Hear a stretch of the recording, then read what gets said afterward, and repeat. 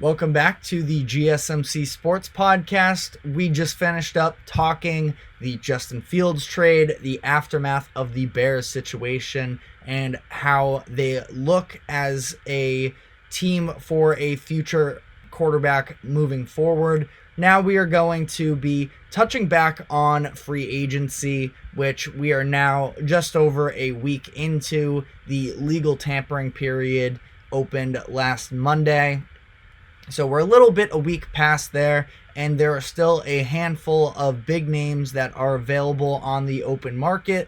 So we're just going to sort of rattle through some names here, some potential landing spots, as well as some analysis on how they still can hold up moving forward and impact a team in the coming season. I do want to start out by addressing that we did, just before the show started, had some news in terms of one of these top remaining guys, where offensive tackle Trent Brown was signed to a one-year deal from the Cincinnati Bengals. He was thought of for a lot of people as one of the top offensive linemen remaining in the free agent class. Now, there's a chance I'm a little biased in this, but I don't see it with Trent Brown. I am a Patriots fan. I've seen it. His attitude, and granted, Patriots situation, I cannot imagine would have been fun to be a part of this season, but his attitude was terrible. Physically, he had his really great year a handful of years ago before he got signed to the Las Vegas Raiders at the time. They might have still been Oakland at the time. I believe they were, but he was good with the Patriots in 2018, was a Pro Bowler with the Raiders in 2019, and really fell off from there. Health hasn't been there with him necessarily since then. Now, I'm not saying it's a terrible signing here. They are hoping that they can make up a little bit as well, because it was just last offseason where they went out and paid Orlando Brown Jr., who was fine, but definitely was not the Pro Bowl level player that he was in the past with the Chiefs and the Ravens. So it was a little bit disappointing there for them last season. They're hoping that they can sort of revamp this, and they need the protection for Joe Burrow, who there is this emerging storyline that he is injury prone. I don't know if that's totally fair, but it's also a little bit hard to gauge, as he has missed tons of time in the NFL with injuries. So we'll see how that works out for Cincinnati. Some other linemen still available, as we're touching on it, are Connor Williams, the former Dolphins center, and Mekhi Becton, the former tackle for the New York Jets. Williams tore his ACL in December, so timeline-wise, he might not be 100% by the start of the season, but he could definitely be a nice addition for a team. Mekhi Becton has been disappointing since being drafted 11th overall by the Jets in 2020. Injuries have played a large role in that.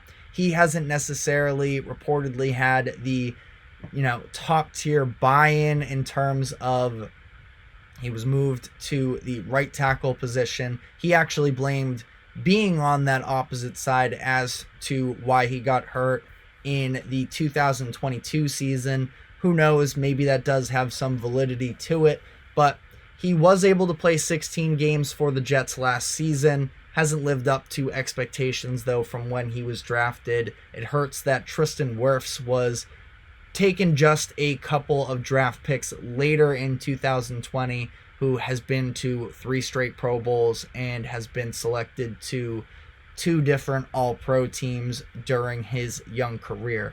But that's enough on offensive linemen, because unless you're a real football sicko like me, you probably don't care as much about the offensive lineman news.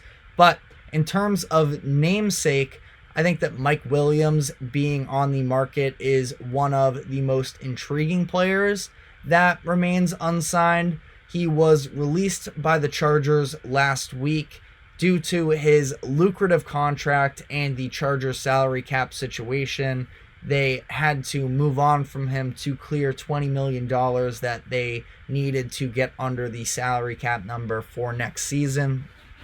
It makes sense why they made this move, but it does also hurt. This is a loss of a talented wide receiver. They have Justin Herbert, who they're hoping to continue to put him in position to succeed, which has been a big subject of the day, really. But the talent is definitely there with Mike Williams, where he was drafted 7th overall in 2017. He's had multiple 1,000-yard seasons. He's caught 10 touchdowns in a year, 9 touchdowns in a year, but injuries have unfortunately played a very large role in his career. He has played just one full season in his NFL career. There have been some concerning back injuries over the course of it. And then last season, after 3 games, he tore his ACL, which was a brutal blow. He's going to be entering his age 30 season next year. And while he's never reached that full potential when he was coming into the NFL, he is still one of the best contested catch receivers on the outside in the NFL.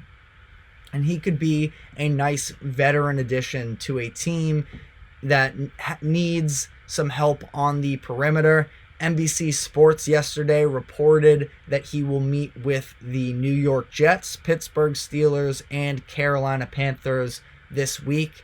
I can't imagine the Panthers would be their first choice necessarily, but I would not mind seeing him in Carolina. I feel like that could be a really nice addition in terms of helping out Bryce Young, where, again, I can't say that this would be his number one idea. He'd probably want to pair himself up with an Aaron Rodgers if he could, but I don't think he's going to get a long-term deal, really, based off of how this has all played out the past couple of years. Now, we'll still see how this works. We'll see how the meetings go here.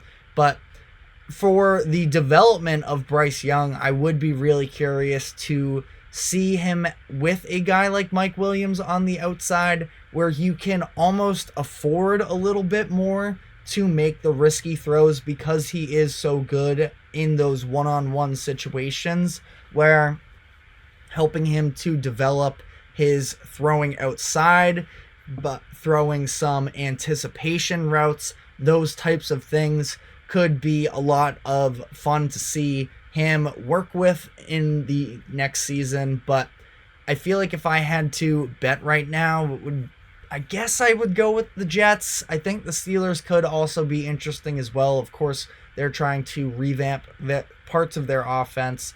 They bring in their 2 new quarterbacks. They trade wide receiver Deontay Johnson. So there is a bit of a gap there that Mike Williams could potentially fill, but we will see. Some other wide receivers that are still on the market as well: Odell Beckham Jr., Tyler Boyd, Michael Gallup, Michael Thomas, Hunter Renfrow, DJ Chark.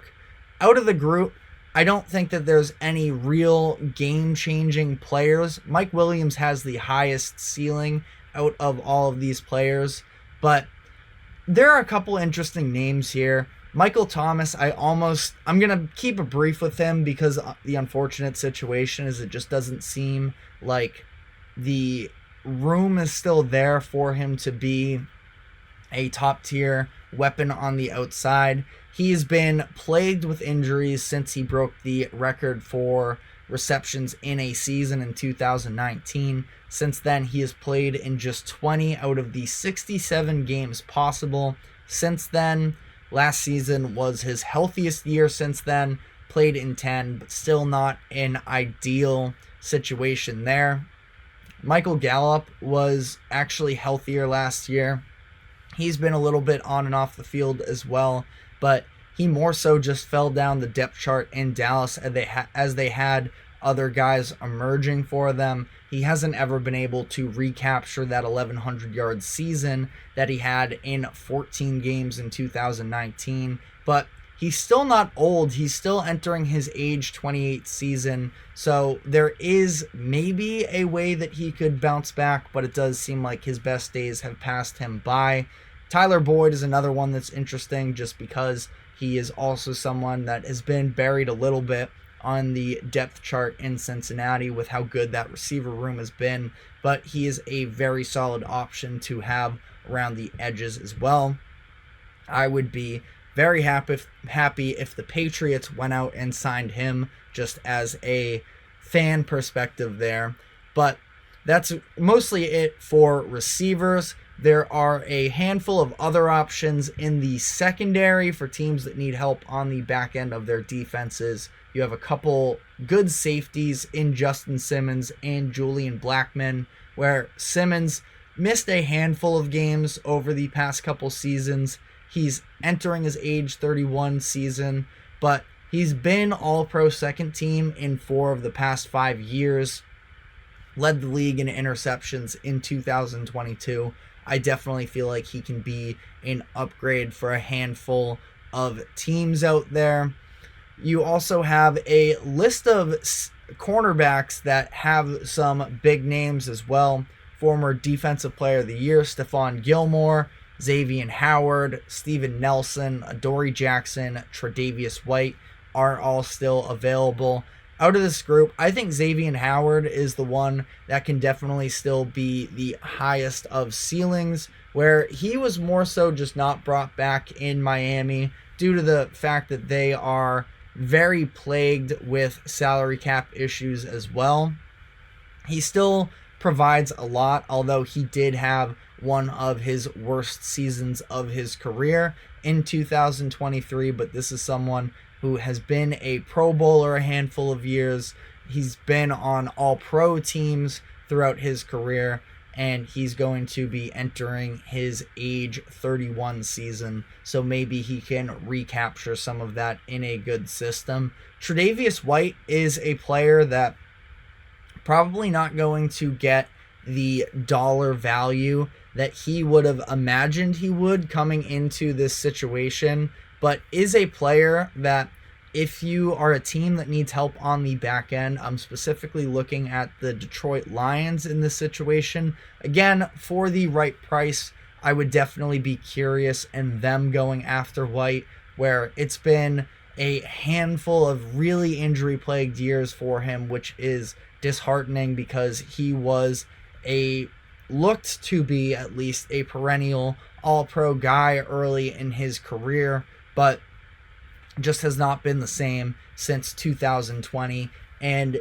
could just serve to be a nice talent still as long as he stays on the field. Is he going to be an All-Pro? No, but can definitely be an upgrade from some of what Detroit was running last season. There are also a couple players on the front line, such as Jadeveon Clowney. Last year, he tied his career high in sacks with 9.5. He has been really bouncing around the past handful of years because since being the number 1 overall pick, just has never really fully lived up to the expectations that were put on him early in his career. He was an All-Pro in 2016, but now has been bouncing around year to year. He is on Baltimore. This past year was his 5th team in 6 seasons. Last year he took a pay cut to go to the Ravens, so I don't know if he's going to be willing to come back for that same discounted price again. I was thinking that maybe the way that he was able to be as effective as he was in last year, that he would maybe be willing to roll the dice on another year there, but he's also now in his 30s. The amount of big time paydays are going to be more limited, so curious whether or not he will be okay with taking a lesser valued contract. You also have the likes of Calais Campbell, who at this point, he's really up there in age. He's going to be 38 next season. Spent the past 2 seasons, I believe, with Atlanta. Someone that could be a good locker room guy, could also definitely see retiring. Mike Dana is another one as well. Was with the Chiefs last season. Seems like he's going to get more money elsewhere than the Chiefs itself. But that is all we really have for today on that update. We're going to be taking our final break, and when we come back on the other side, we will be getting into the NBA and the potential All-NBA selections as we are winding down to the final days of the 2023-24 regular season. So stick with us, and we will be right back.